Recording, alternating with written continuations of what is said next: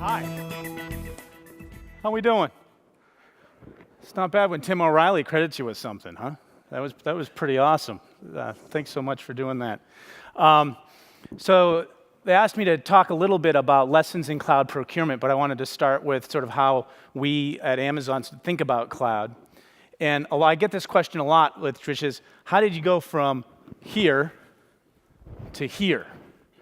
Right? If you think about it, after running a highly scalable web platform to deliver on the promise of this, we had a lot of technical infrastructure and data center experience that we wanted to bring to serve a new set of customers, developers and businesses, through a set of things we called web services, right? And so I want to show you these web services. Now we're going to deep dive on each one of these. Thank you. How many people here had actually seen this picture before, just as a question?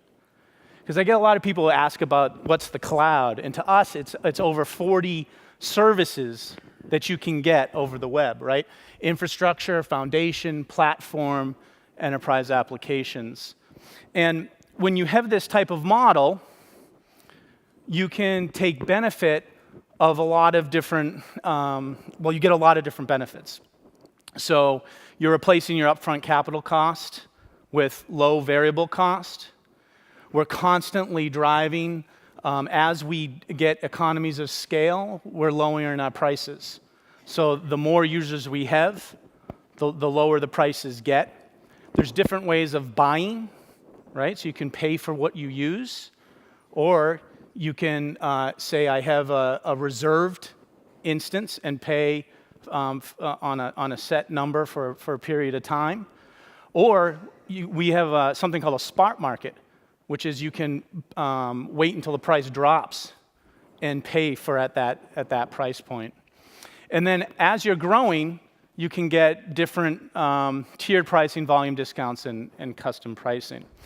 But you wanted to get into the lessons learned. And so the reason why I wanted to share that upfront piece is because it's important to think about that when you're looking to buy it and sort of the structure of it, right? Because if I'm only thinking about I'm only going to pay for what I use, and I'm going to a place that thinks like high volume, low margin business, driving costs down, what am I looking at?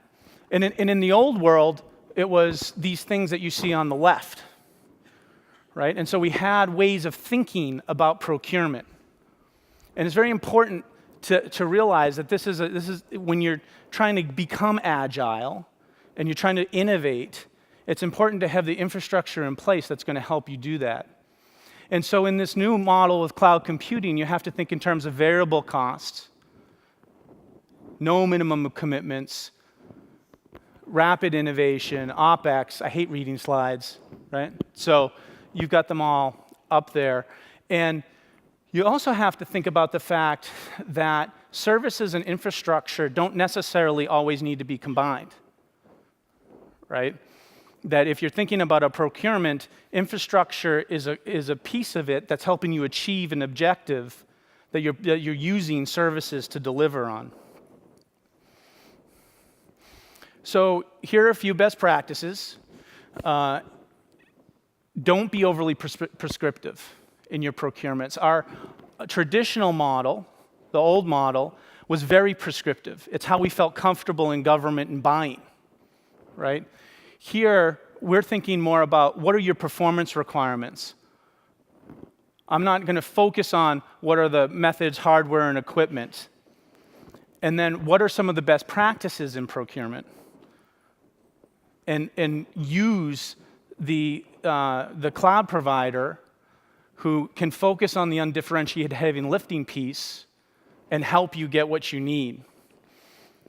You want to have price transparency. You want to have multiple pricing models. And you can see the different pieces I have in there. Because I have 10 seconds left, I just wanted to make the final point, which is we are learning all along the way here how to get this done and how to drive more innovation. And if you have any questions about how to get engaged with us, that's my email address. It goes right to me, frankdig@amazon.com. I know some of you wanted to do idigfrank@amazon.com, but we didn't get that one in place. But so just feel free to reach out. We have a whole bunch of people who do this all the time and would be happy to help you with any questions you have about how can you use cloud. So thanks so much.